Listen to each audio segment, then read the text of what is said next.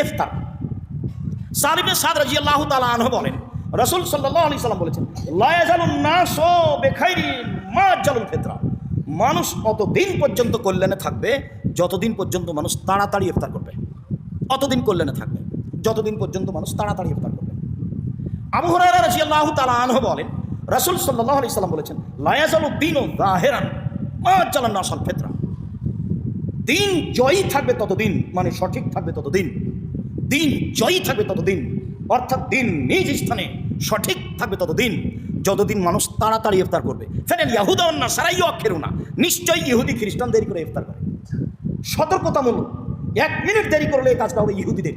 সতর্কতামূলক 2 মিনিট দেরি করলে এটা হবে খ্রিস্টানদের কাজ। সতর্কতামূলক 3 মিনিট দেরি করলে এ হবে ইহুদি খ্রিস্টানদের কাজ। যেইটা সরকারিভাবে পেপার পত্রিকায় সূর্য ডুবার সময় উল্লেখ আছে, আপনি অন্তত তার 30 সেকেন্ড আগে ইফতার করার চেষ্টা করুন, তাহলে হবে তাড়াতাড়ি। দেরি করা তাড়াতাড়ি না আগে করা তাড়াতাড়ি? আগে এমন হয় না যেন সূর্য আছে, দেরি এমন হয় না যেন আচ্ছা দেরি একটু করি না, সূর্য যদি থাকে। সন্দেহের কোনো সুযোগ না ইসলামে। তাড়াতাড়ি ইফতার করেন তাহলে আপনি কল্যাণে থাকবেন। রাসূল সাল্লাল্লাহু আলাইহি সাল্লাম বলছেন, আহাব্বু ইবাদি ইলাইয়া আজালুহুম ফিতরান, আমার কাছে সবচেয়ে প্রিয় বান্দা সেই, আল্লাহর নবীর কাছে প্রিয় মানুষ সেই, আল্লাহর কাছে প্রিয় বান্দা সেই যে তাড়াতাড়ি ইফতার করে। তাহলে বলেন তো কোন দুঃখে 3 মিনিট দেরি করবেন? রাস্তাঘাটে চলা আপনার এত বিপদ যে তারা ইফতার করছে 5 মিনিট দেরিতে, সে আপনার উপরে মনে হচ্ছে জুলুম শুরু হয়ে গেল। যেখানেই থাকেন, প্রকাশ্য হোক আর গোপনে হোক, নির্ধারিত সময় যেটা সরকারিভাবে পেপার পত্রিকায় সূর্য ডুবার টাইম দেওয়া আছে তার থেকে অন্তত 30 সেকেন্ড আগে করার চেষ্টা করবেন। তাহলে আপনারটা রাসূলের সুন্নাত অনুযায়ী হবে। এইটা আপনি পালন করার চেষ্টা করবেন। সিয়াম পালন করছে আল্লাহকে সন্তুষ্ট করার জন্য, মানুষকে দেখানোর জন্য। এরপরে আপনি বিসমিল্লাহ বলে ইফতার করবেন। আনাস রাদিয়াল্লাহু তাআলা আনহু বলেন, কানান নবী সাল্লাল্লাহু আলাইহি সাল্লাম ইফতারু ক্বাবলা ইউসাল্লিয়া বিরতাবাতিন। আল্লাহ নবী ইফতার করতেন মাগরিব সালাতের পূর্বেই কয়েকটা তাজা খেজুর দিয়ে। ইফতারের সুন্নতি খাদ্য, আল্লাহ নবী তাজা খেজুর দিয়ে ইফতার করতেন।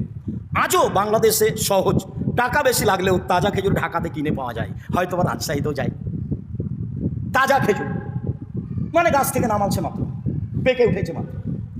সাহাবী বলছেন, ফাইলাম তাকুন ফাতোমায় রাতুন, তাজা খেজুর না পেলে শুষ্ক সুখা খেজুর দিয়ে তিনি ইফতার করতেন।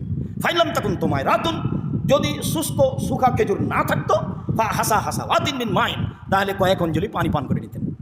1 ইফতার তাজা খেজুর দিয়ে, 2 সুখা খেজুর দিয়ে, 3 পানি দিয়ে। রাজশাহীর ফজলি আম যতই দামি হোক না কেন ইফতারের যোগ্যতা রাখেন।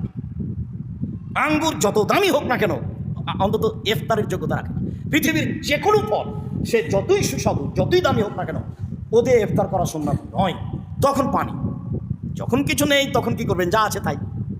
যখন কিছু নেই তখন আর কি এটা সুন্নাত আছে, তখন এটাই হলো ইফতার করতে হবে, এটাই সুন্নাত। বিসমিল্লাহ বলে ইফতার করবেন। কিছুক্ষণ পরে দু একটু কিছু মুখে দিয়েই যাহাবাত জামাউ আবদাল্লাতিল উরুকু ওয়াস্তাবাতাল আজর, পিপাসা দূর হলো, শিরা উপশিরা উপসিক্ত হলো, নেকি প্রমাণিত হলো।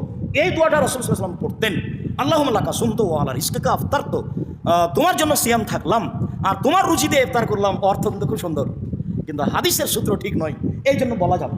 ফির ঠিক মতো মানান সহি আছে, মানে অর্থের সাথে খুব মানান আছে, মানান সহি আছে, কিন্তু হাদিসের বর্ণনা সূত্র ঠিক নয়। এই জন্য বিসমিল্লাহ বলে ইফতার করে একটু পরে যাহাবাত জামা আবদাল্লাতিল উরুক ওয়া সাবাতাল আজর, এইভাবে উরুক সাবাতাল আজর এই দোয়া পড়ে আপনি ইফতার করবেন।